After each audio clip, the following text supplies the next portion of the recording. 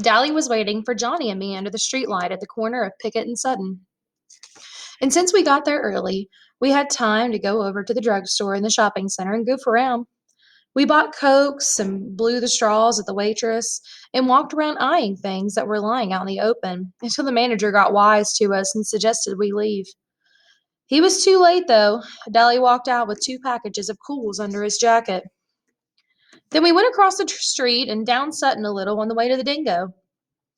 There are lots of drive-ins in town. The Socias go to the Way Out and to Rusty's, and the Greasers go to the Dingo and to Jay's.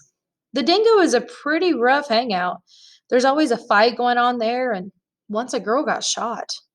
We walked around talking to all the greasers and hoods we knew, leaning in car windows or hopping into the back seats, and getting in on who was running away and who was in jail, and who was going with who, and who could whip who, and who stole what, and when and why. We knew about everybody there. There was a pretty good fight when we were there between a 23-year-old greaser and a Mexican hitchhiker. We left when the switchblades came out because the cops would be coming soon, and nobody in his right mind wants to be around when the fuzz show. We crossed Sutton and cut around behind Spencer's Special at the discount house and chased two junior high kids across a field for a few minutes. By then, it was dark enough to sneak in over to the back fence of the nightly double drive-in movie. It was the biggest in town and showed two movies every night, and on weekends, four.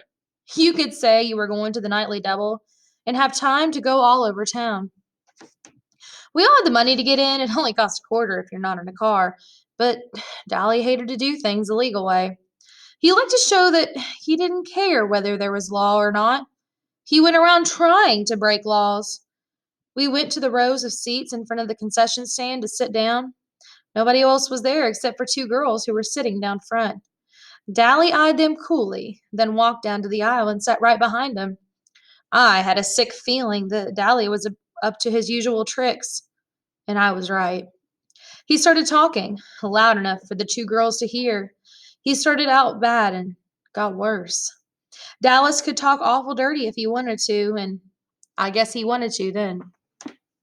I felt my ears get hot. Two-Bit or Steve or even Soda would have gone right along with him just to see if they could embarrass the girls, but that kind of kicks just doesn't appeal to me. I sat there, struck dumb, and Johnny left hastily to get a Coke. I wouldn't have felt so embarrassed if they had been greasy girls. I mean, I might have even helped old Dallas, but those two girls weren't our kind. They were tough-looking girls, dressed sharp and really good looking. They looked about 16 or 17. One had short dark hair and the other had long red hair. The redhead was getting mad or scared. She sat up straight and she was chewing hard on her gum. The other one pretended not to hear Dally. Dally was getting impatient. He put his feet up on the back of the redhead's chair, winked at me, and beat his own record for saying something dirty. She turned around and gave him a cool stare. Take your feet off my chair and shut your trap. Boy, she was good looking. I'd seen her before. She was a cheerleader at our school. I'd always thought she was stuck up. Dally merely looked at her and kept his feet where they were. Who's gonna make me? The other one turned around and watched us. That's the greaser that jockeys for the Slash J sometimes, she said, as if we couldn't hear her. I had heard the same tone a million times. Greaser. Greaser. Greaser? Oh, yeah, I had heard that tone before too many times. What are they doing at a drive-in without a car, I thought, and Dallas said, I know you two. I've seen you around rodeos. It's a shame you can't ride bull half as good as you can talk it, the redhead said coolly and turned back around.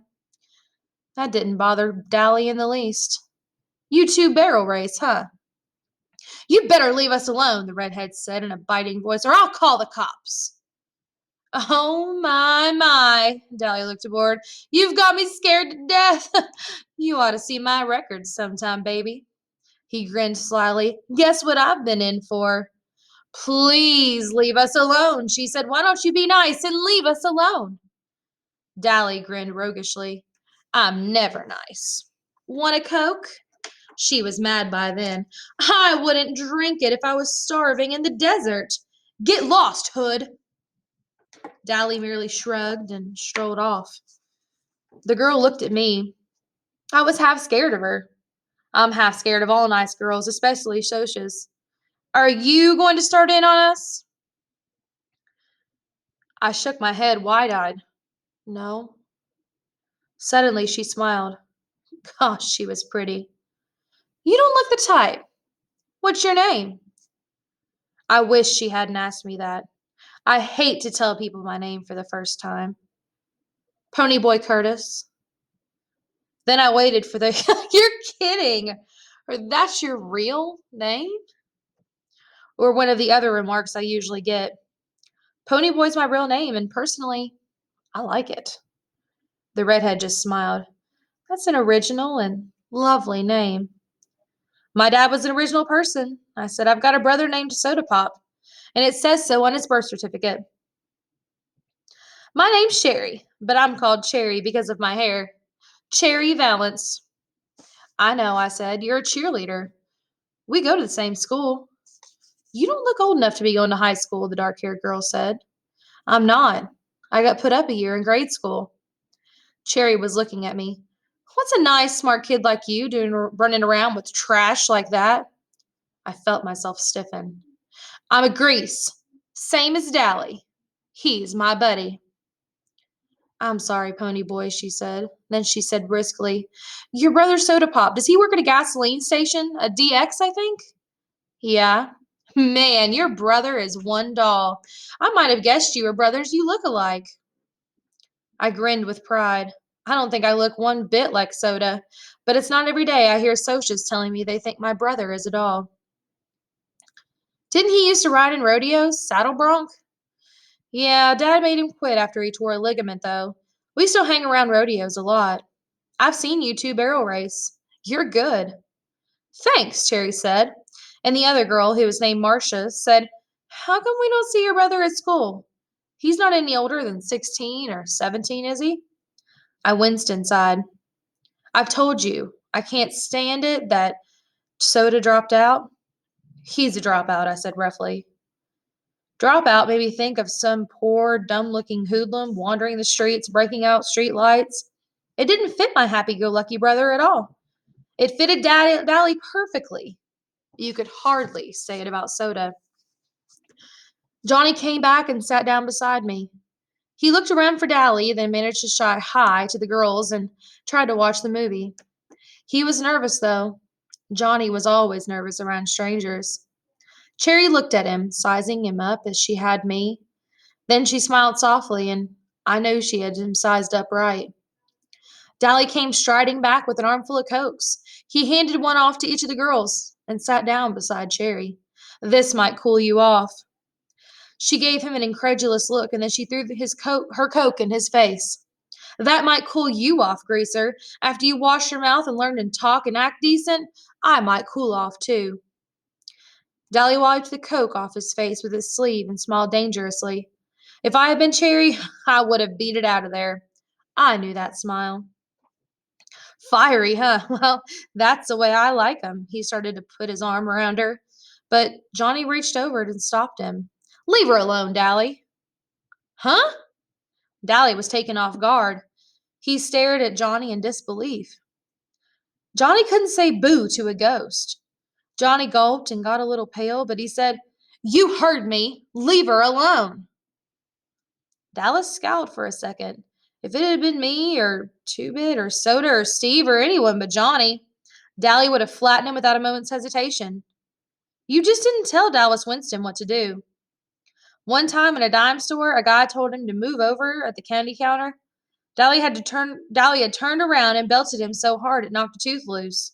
A complete stranger, too. But Johnny was the gang's pet, and Dally couldn't hit him. He was Dally's pet, too. Dally got up and stalked off, his fists jammed in his pockets and a frown on his face. He didn't come back. Cherry sighed in relief. Thanks, he had me scared to death. Johnny managed an admiring grin. You sure didn't show it.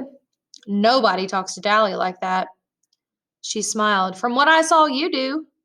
Johnny's ears got red. I was still staring at him. It had taken more than nerve for him to say what he had said to Dally. Johnny worshipped the ground Dallas walked on, and I had never heard Johnny talk back to anyone, much less his hero. Marcia grinned at us. She was a little smaller than Cherry. She was cute, but that Cherry Valance was a real looker. Y'all sit up here with us. You can protect us.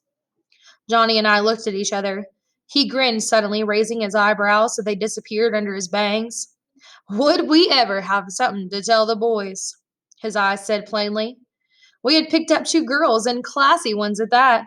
Not any greasy broads for us, but real socias. Soda would flip when I told him. Okay, I said nonchalantly. Might as well. I sat between them, and Johnny sat next to Cherry. How old are y'all? Marcia asked. 14, I said. 16, said Johnny. That's funny, Marcia said. I thought you both were 16, Cherry finished for her. I was grateful. Johnny looked 14 and he knew it, and it bugged him something awful. Johnny grinned. How come y'all ain't scared of us like you were of Dally? Cherry sighed. You two are too sweet to scare anyone. First of all, you didn't join in Dallas's dirty talk, and you made him leave us alone. And when we asked you to sit up here with us, you didn't act like it was an invitation to make out for the night. Besides that, I've heard about Dallas Winston, and he looked as hard as nails and twice as tough. And you two don't look mean. Sure, I said tiredly. We're young and innocent. No, Cherry said slowly, looking at me carefully. Not innocent. You've seen too much to be innocent. Just not dirty. Dally's okay, Johnny said defensively, and I nodded. You stick up for your buddies no matter what they do. When you're a gang, you stick up for the members. If you don't stick up for them, stick together, make like brothers, it isn't a gang anymore. It's a pack. A snarling, distrustful, bickering pack like the Socias and their social clubs, or the street gangs in New York, or the wolves in the timber. He's tough, but he's a cool old guy. He'd leave you alone if he knew you, I said. And that was true. When Steve's cousin from Kansas came down, Dally was decent to her and watched his swearing. We all did around nice girls who were the cousinly type. I don't know how to explain it. We try to be nice to the girls we see once in a while, like cousins or girls in class. But we still watch a nice girl go by on the street corner and say all kinds of lousy stuff about her. Don't ask me why. I don't know why. Well, Marcia said with finality, I'm glad he doesn't know us. I kind of admire him, Cherry said softly. So only I heard. And then we settled down to watch the movie. Oh, yeah, we found out why they were without a car. They'd come with their boyfriends, but walked out on them when they found out the boys had brought some booze along. The boys had gotten angry and left. I don't care if they did, Cherry sounded annoyed. It's not my idea of a good time to sit in a drive-in and watch people get drunk. You could tell by the way she said it that her idea of a good time was probably high class and probably expensive. They decided to stay and see the movie anyways. It was one of those beach party movies with no plot and no acting, but a lot of girls in bikinis and some swinging shots, so it was all right. We were all four sitting there in silence when suddenly a strong hand came down on Johnny's shoulders, and another on mine, and a deep voice said, Okay, greasers, you've had it. I almost jumped out of my skin. It was like having someone leap out from behind a door and yell, Boo! At you. I looked fearfully over my shoulder, and there was Two-Bit, grinning like a chessy cat. Glory, Two-Bit, scare us to death. He was good at voice imitations, and it sounded for all the world like a snarling Soch. Then I looked at Johnny. His eyes were shut, and he was white as a ghost. His breath was coming in smothered gasps. Two-Bit knew better than to scare Johnny like that. I guess he'd forgotten. He's kind of scatterbrained. Johnny opened his eyes and said weakly, Hey, Two-Bit. Two-Bit messed up his hair. Sorry, kid, he said. I forgot. He climbed over the chair and plopped down beside Marcia. Who's this? Your great aunts? Great grandmother's twice removed, Cherry said smoothly. I couldn't tell if Two-Bit was drunk or not. It's kind of hard to tell with him. He acts boozed up sometimes, even when he's sober. He cocked one eyebrow up and the other one down, which he always does when something puzzles him or bothers him, or when he feels like saying something smart. Shoot, you're 96 if you're a day. I'm a knight, Marcia said brightly. Two-Bit stared at her admiringly. Brother, you're a sharp one. Where'd you two ever get to be picked up by a couple of greasy hoods like Pony and Johnny? We really picked them up, Marcia said.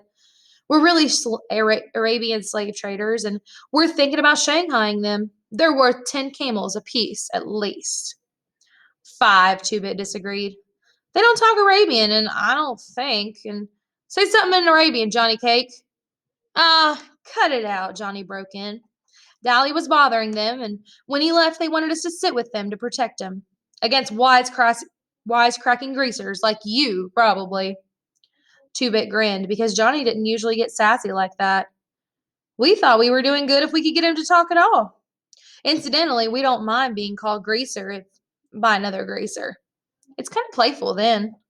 Hey, where is old Dally anyway? He went hunting some action, booze, or dames, or a fight. I hope he don't get jailed again. He just got out. He'll probably find the fight, Two-Bit stated cheerfully. That's why I came over.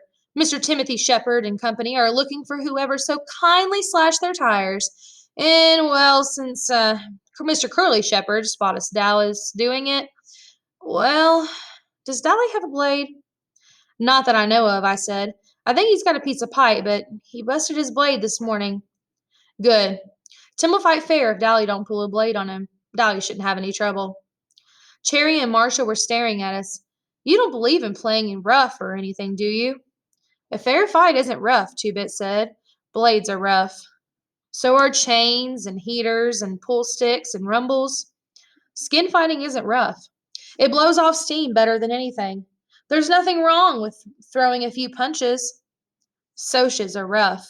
They gang up on one or two, or they rumble each other with their social clubs. Us greasers usually stick together. But when we do, we fight among ourselves. It's a fair fight between two. And Dally deserves whatever he gets because slashed tires ain't no joke. And when you've got to work to pay for him, he got spotted too. And that was his fault. Our one rule, besides stick together, is don't get caught. He might get beat up, he might not. Either way, there's not going to be any blood feud between our outfit and the Shepherds. If we needed them tomorrow, they'd show. And if Tim beats Dally's head in and then tomorrow asks for help in a rumble, we'll show. Dally was getting kicks. He got caught. He pays up. No sweat. Yeah, boy, Cherry said sarcastically. Real simple. Sure, Marcia said unconcerned. If he gets killed or something, you just bury him. No sweat. You dig okay, baby. Two-Bit grinned and lit a cigarette. Anyone want a weed? I looked at Two-Bit admiringly. He sure put things into words good. Maybe he was still a junior at 18 and a half, and maybe his sideburns were too long. And maybe he did get boozed up too much, but he sure understands things. Cherry and Marcia shook their heads at his offering of cigarettes, but Johnny and I reached for one. Johnny's color was back and his breathing was regular, but his hand was shaking ever so slightly. A cigarette would steady it. Pony Boy, will you come with me and get some popcorn? Cherry asked. I jumped up. Sure. Y'all want some? I do, said Marcia. She was finishing the Coke Dally had given her. I realized then that Marcia and Cherry weren't alike. Cherry said she wouldn't drink Dally's Coke if she was starving, and she meant it. It was the principle of the thing. But Marcia saw no reason to throw away a perfectly good free Coke. Me too, said Two-Bit. He flipped me a 50-cent piece. Get Johnny some too. I'm buying, he added as Johnny started to reach into his jeans pocket. We went to the concession stand, and as usual, there was a mile line long, so we had to wait. Quite a few kids turned to look at us. You didn't see a Kid Grease and a Sochi cheerleader together often. Cherry didn't seem to notice. Your friend, the one with the sideburns, he's okay? He ain't dangerous like Dallas, if that's what you mean. He's okay." She smiled and her eyes showed that her mind was on something else. "Johnny, he's been hurt bad sometime, hasn't he?" It was more of a statement than a question. "Hurt and scared." "It was the Socs," I said nervously, because there were plenty of Socs milling around, and some of them were giving me funny looks, as if I shouldn't be with Cherry or something. And I don't like to talk about it either. Johnny getting beat up, I mean. But I started in, talking a little faster than I usually do because I don't like to think about it either.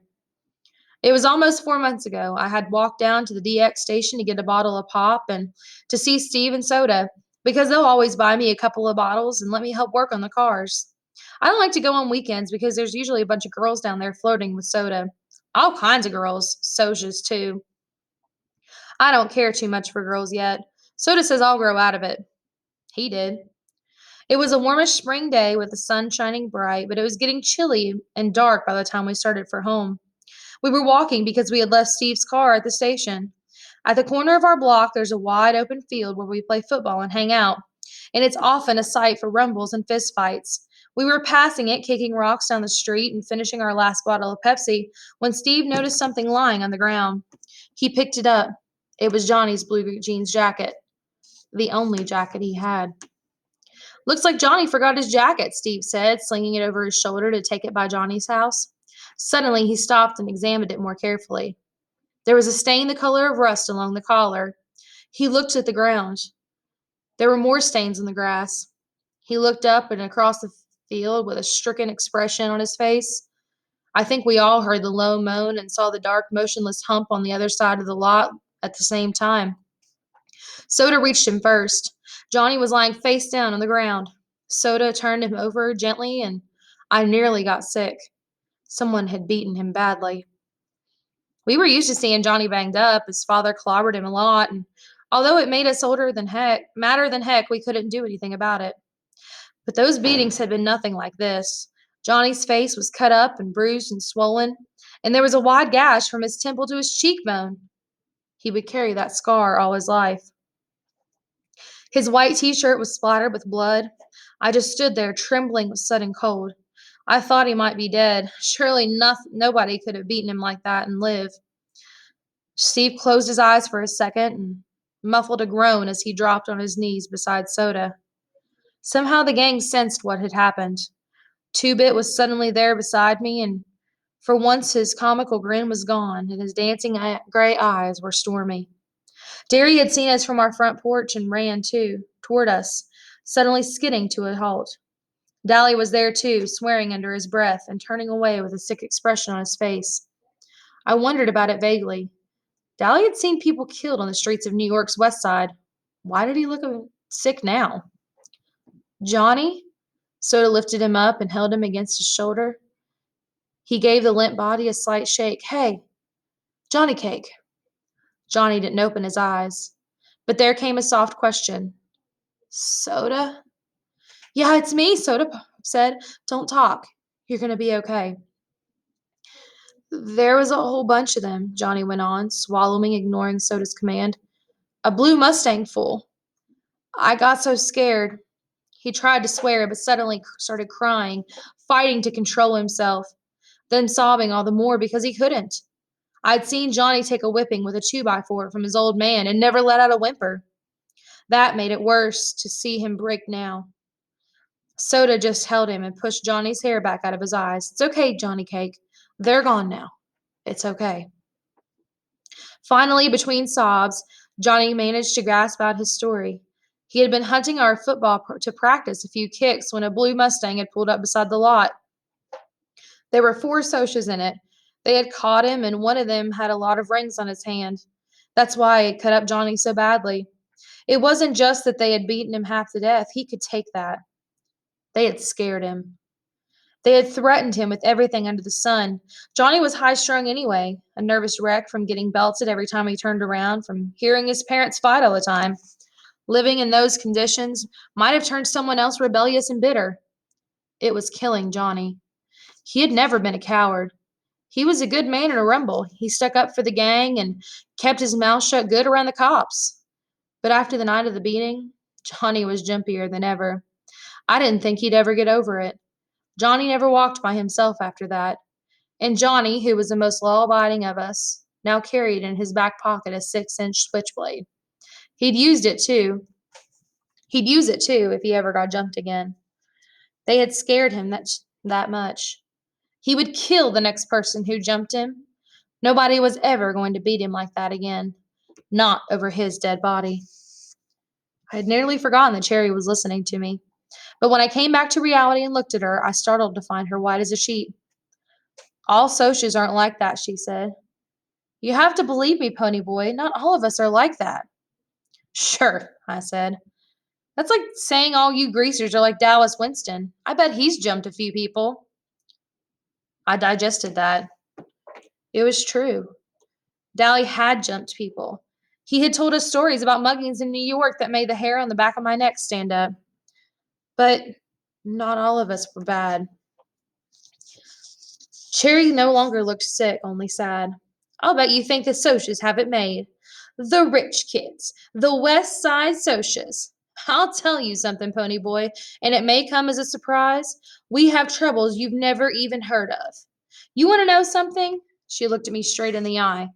Things are rough all over. I believe you, I said. We better get back out there with the popcorn, or Two-Bit'll think I ran off with his money. We went back and watched the movie through again. Marcia and Two-Bit were hitting it off fine. Both had the same scatterbrained sense of humor, but Cherry and Johnny and I just sat there looking at the movie and not talking. I quit worrying about everything and thought about how nice it was to sit with the girl without having to listen to her swear or beat her off with a club. I knew Johnny liked it too. He didn't talk to girls much. Once, while Dallas was in reform school, Sylvia had started hanging on to Johnny and sweet talking him, and Steve got a hold of her and told her if she tried any of her tricks with Johnny, he'd personally beat the tar out of her. And then he gave Johnny a lecture on how girls and how a sneaking little broad like Sylvia would get him into a lot of trouble. As a result, Johnny never spoke to girls much. But whether it was because he was scared of Steve or because he was shy, I couldn't tell. I got the same lecture from Two-Bit after we'd picked up a couple of girls downtown one day. I thought it was funny because girls are one subject even Derry thinks I should use my head about. And it really had been funny because Two-Bit was half crocked when he gave me the lecture, and he told me some stories that made me want to crawl under the floor or something. But he had been talking about girls like Sylvia and the girls he and Dally and the rest picked up at the drive-ins in downtown. He never said anything about Soci girls, so I figured it was all right to be sitting there with them, even if they did have their own troubles. I really couldn't see what Socias have to sweat about. Good grades, good cars, good girls, Madras and Mustangs and Corvairs. Man, I thought if I had worries like that, I'd consider myself lucky. I know better now.